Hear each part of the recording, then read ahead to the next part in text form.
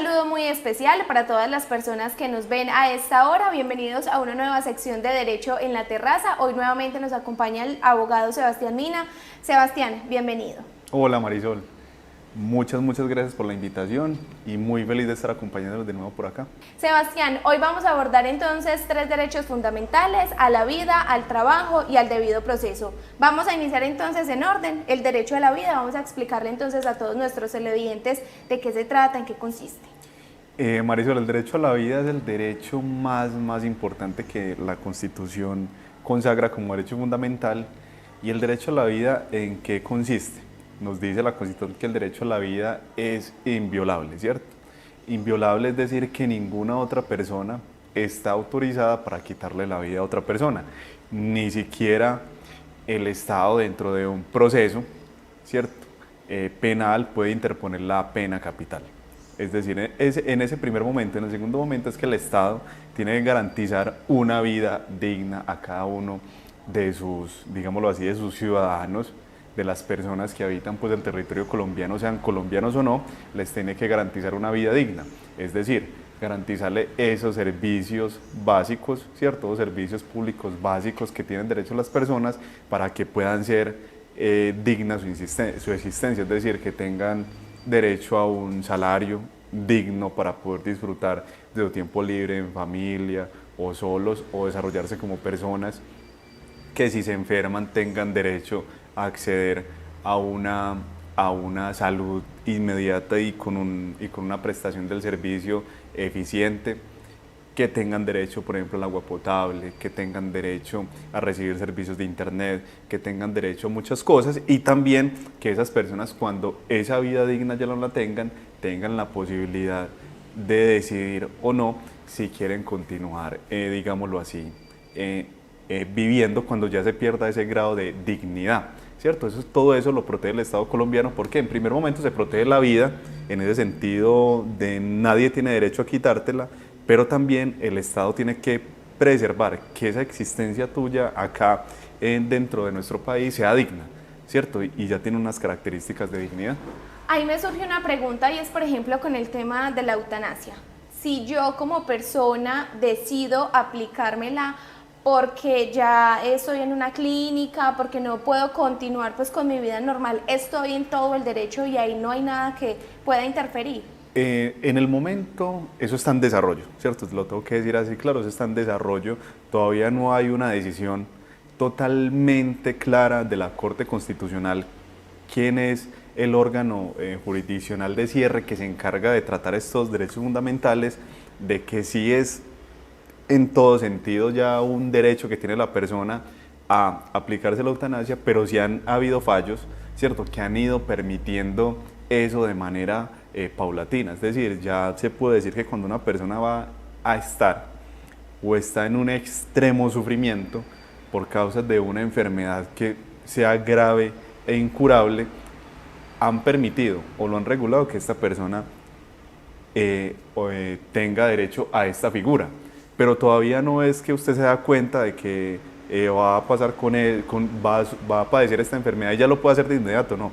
Tienes que mostrar un sinnúmero de situaciones que puedan, digámoslo así, soportar que usted acceda o no a la eutanasia, pero todavía no es algo uniforme. Pero son como más razones que se deben presentar en temas jurídicos, porque si no ya estaríamos hablando del suicidio. En temas jurídicos no, diría que son razones ya clínicas y médicas, que se los desarrollaría un juez, sí, y sería él quien valoraría el caso como tal, sí, pero que haya, por ejemplo, una decisión uniforme que diga que las personas podrán hacer uso de esto en estos casos, todavía no se tiene o está en desarrollo. Bueno, y el derecho al debido proceso, ¿es en qué consiste? A mí personalmente, o bueno, yo no lo he escuchado mucho, entonces ¿ese de qué se trata? El derecho al debido proceso es uno de los derechos que menos se conoce en el, digámoslo así, en el argot popular o que las personas desarrollan, pero es muy importante. Es muy importante, ¿por qué? Porque ahí es donde la persona va a entrar a tener un proceso, digámoslo así, jurídico, sea con una entidad pública, ¿cierto? O sea de manera privada.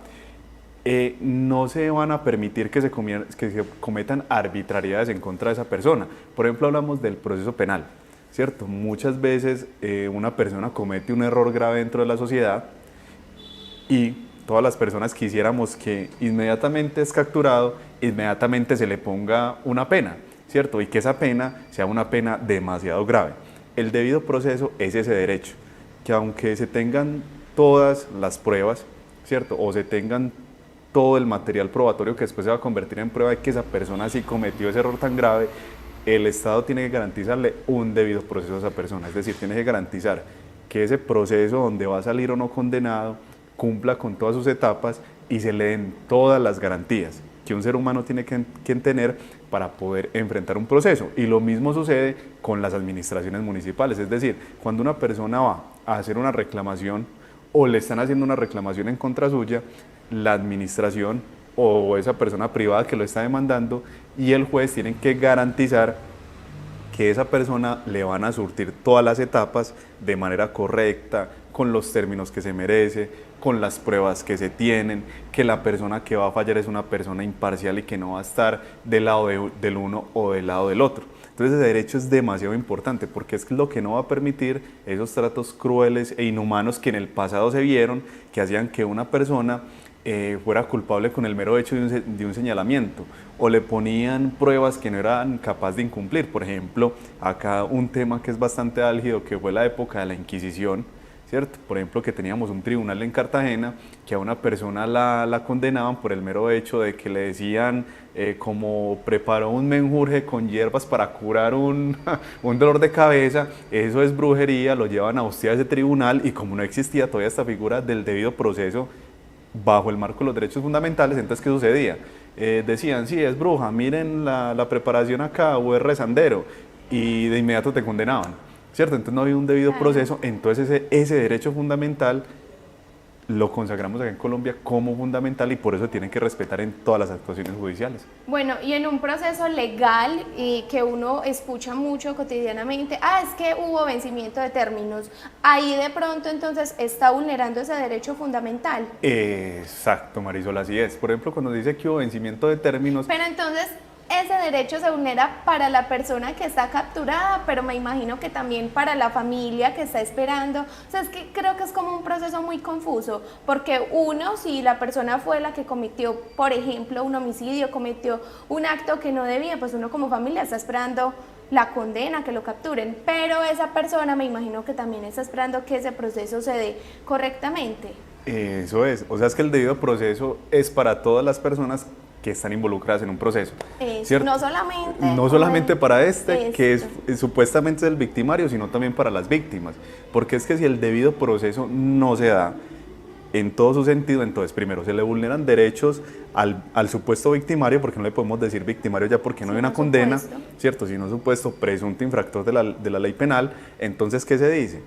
Hombre, si a esta persona en 60 días o 90 o 120 no se le ha pasado el escrito de acusación, ¿qué sucede? Entonces hay un vencimiento de términos, operó en favor de él, pero ese debido proceso está operando en contra de la familia porque de pronto ellos no querían que esta persona saliera o en libertad, ¿cierto? O el proceso no se demorara tanto. Entonces, si por ejemplo la jurisdicción respeta el debido proceso, va a ser garantizándole un debido proceso a esta persona como victimario, pero también a las víctimas, y que el aparato jurisdiccional va a funcionar en debida forma. Y en caso de que eso no se cumpla, ¿cuáles serían las consecuencias o qué pasa ahí? Pues depende de la consecuencia, ¿cierto? Digámoslo así, que hay vencimientos de términos muy largos que operan en una prescripción, y es decir, que ya no se puede hacer nada porque el aparato judicial no actuó nunca, y esos son años, ¿cierto? Pero pueden pasar años. Sí, pueden pasar años, pero estos vencimientos de término cortos de los que me preguntan, la única consecuencia es que de pronto la persona sale en libertad si estaba privada de la libertad, pero igual el proceso va a continuar, ¿cierto? O de pronto van a cambiar el fiscal, también lo cambia. O por ejemplo en un proceso laboral, como se vencieron los términos y no contestaste la demanda, entonces opera en favor del demandante. Pero importante, el proceso sigue, o sea, el proceso no muere ahí, la persona puede quedar en libertad, pero el proceso continúa. Claro que continúa. Bueno, vamos a pasar entonces al tercer derecho fundamental y es el del trabajo, que yo creo que ese sí nos involucra un poquito más pues en todo ese tema laboral. Vamos a explicarle entonces a la gente de qué se trata. ¿En qué consiste el derecho al trabajo? El derecho al trabajo es un derecho que tiene toda persona a tener un trabajo digno y con unas remuneraciones justas.